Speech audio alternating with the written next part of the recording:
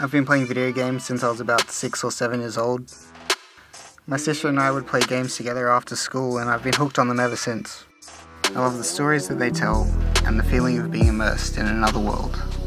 So when I finished school, I decided to follow my passion and study game design at the Academy of Information Technology. Here, my appreciation for games has grown even further by experiencing it through a different lens. Being immersed in creative design, mastering the latest software, doing an internship to get on-the-job experience, and being challenged on industry briefs. All of this has helped me master my craft so that I can make games for people to play and love. And for me, that's what it's all about.